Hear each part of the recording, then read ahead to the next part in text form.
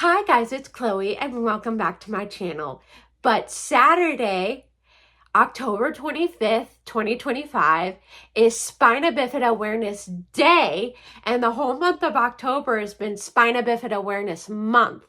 And in honor of that, I'm going to be sharing my Spina Bifida journey. And I'm super excited to get into this, and on that note, we're going to get started. So I'm going to be talking about how I got diagnosed with spina bifida and just everything, because mine isn't like a quote unquote typical case. So basically what ended up happening was, and I feel comfortable sharing this because I got permission from my mom to share this out with the Spina Bifida Association. My mom had gestational diabetes when she was pregnant with me, and I also was first born. She also took Prozac, and also, I don't know, like if she took folic acid or how much, but I do know that I was born before the FDA started mandating that folic acid be given out to pregnant women. Because I was born in 1995, and either in like 1997 or 1998 is when it was mandated that pregnant women take it by the FDA. During one of my mom's routine ultrasounds, her OBGYN saw that I was breech non-fetal. So breech means that I wasn't head first, and fetal means I didn't curl up. So basically, the best way to describe it is someone lounging on a pool float lounger that kind of looks like a bed. That's what I looked like.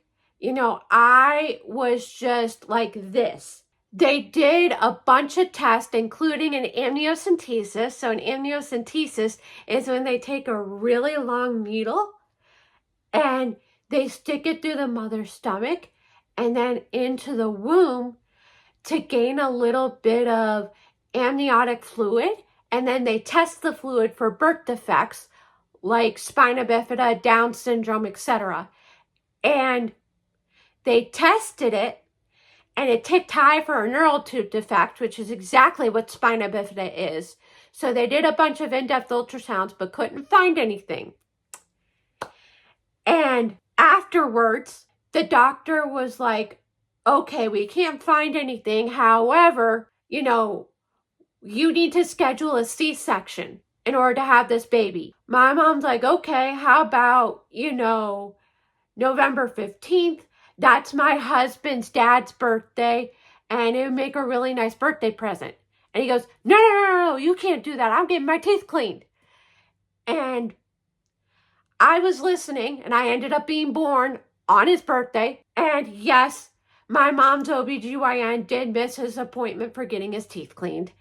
And after that, my mom and I were both fine because her gestational diabetes went away, because it goes away either immediately after you birth the baby or up to 24 hours after, regardless of how you birth, whether it's, vaginal or C-section.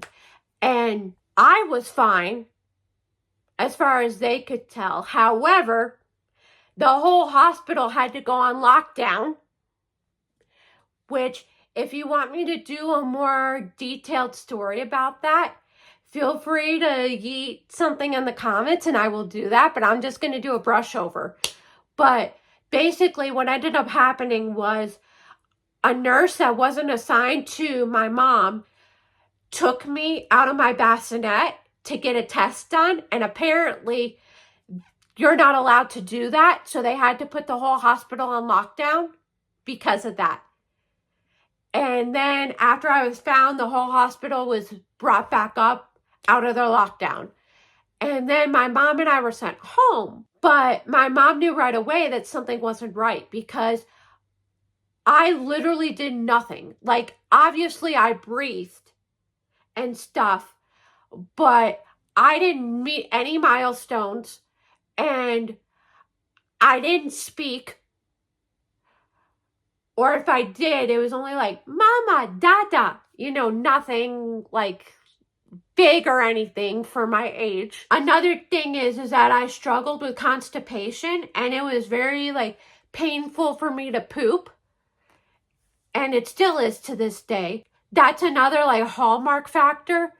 And I was having issues with my lower extremities, so I could kind of walk, but not really, and it was painful to walk. I was also getting urinary tract infections. So my mom took me to a developmental pediatrician, and the developmental pediatrician was like, oh, she'll catch up, just wait. So we decided to wait, and the more we waited, the more miserable I felt. So also, my mom had noticed that I was stiff, uncomfortable, and in a ton of pain. And I'm going to show you the motion of what I did. But I was like constantly doing this. My mom went back to the pediatrician and was like, And she was like, if you're that concerned, let's put her in physical therapy. And I was screaming out in pain to the point where I refused to go. So the only thing they knew to do, though, was amp up my therapy. So they did, and that point, I refused to go. So we went to a second doctor, and they ran a bunch of tests, but couldn't find anything. So then we went to a third doctor, and I believe this doctor was in the same practice as the first one. It, again, was just a different doctor. And they said, have you ever considered getting an MRI done on Chloe's spine? Which the second doctor, out of all the testing he did, never did that. My mom's like, no, why? And they go, oh, well, have you ever heard of Spina Bifida or tethered cord? I think Chloe has it. And my mom's like, no. But my daughter's in distress, and I'm willing to do anything it takes to get her better. Let's just jump down this rabbit hole and see where it takes us type thing. And sure enough, she was right on the money. So what ended up happening was everyone has a spine and a spinal cord, regardless if you're disabled or not. However, at the base of my spine, where towards my butt, I had something called a fatty phylum terminal, where my spinal cord was thick. And it was so thick that it couldn't move freely. So my only option at this point was surgery. And we got two different opinions, because back then there were two separate children's hospitals. There was Scottish Rite here in Georgia, and then there was Emory Eggleston, which now they both merged to become CHOA. But back then they were separated, because yes, that's how old I am. And basically, we got opinions from both of them, and they said the same thing. But the thing is that I needed surgery ASAP, because my organs were attached to my spine, and my spine couldn't grow with me as I grew, because my spine was being anchored in place because of that fatty phylum.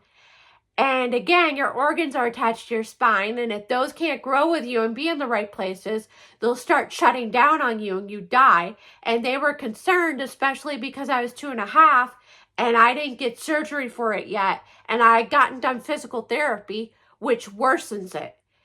And also, my spinal cord was being pulled and stretched so much because my parents were trying to teach me my milestones. Because all this time they thought I wasn't interested in learning them. And basically, that wasn't the case. But because it was being pulled and stretched so much, it started unraveling. So they said that they had to operate immediately. But it wasn't like I was transported via ambulance to the hospital for surgery. I got it done, spoiler alert, 2 weeks later. But we got two opinions, because with the first guy that we saw, basically whenever my mom had questions, it was always a hard no. Like, no, she will not be able to walk. No, she will not be able to run. She will not be able to do this. She will not be able to do that. Whereas the guy at Emory Eggleston, because my mom didn't like the no answers, and she pushed for a second opinion, because it's always a good idea to have two opinions, unless if it's a severe emergency where you have to be yeeted to the hospital, which in that case, there's no chance for a second opinion.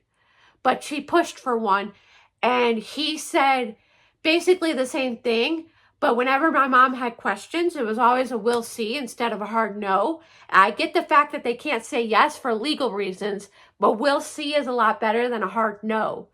And I ended up getting the surgery 2 weeks later. It would have been sooner. However, neither one of my parents' health insurances wanted to pay for the surgery, to the point where my dad gave them a phone call and basically said, look, one of you guys is going to pay for the surgery. I don't care who it is, but my daughter's getting it and y'all are paying for it. So there's that. And also, I think one of the insurances wanted me to get more testing done in the form of blood draws, just to be sure something else wasn't going on, which we knew something else wasn't. And this doctor had confirmed it. And I ended up getting the surgery, and basically after he did the fatty phylum terminal surgery, where he basically got rid of the excess fat there on that part of the spinal cord, my spine shot straight up and I curled up, which I'd never been able to do before, which is another hallmark sign. I didn't even do it in utero. And my parents were a little worried, but he said not to worry because that meant the surgery was a success. And I was in the hospital, so technically it was 4 days. However, it was the first and the last day were half days, so it was 3 full days. But technically it was 4 because there were 2 half days.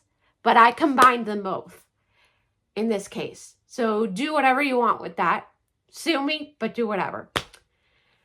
And basically, I was given that, what's it called? It's morphine. I was given morphine. However, I started shaking the next day, and I was apparently given too much, so they had to back down the dose. And my mom had called the hospital before we went and asked if there was anything for me to do there. And they said, well, we have trikes that they can ride up and down the hallways. And my mom's like, yeah, Chloe has Spina Bifida and she's probably not going to be able to walk afterwards. And even if she can, she won't be allowed to. So that's out.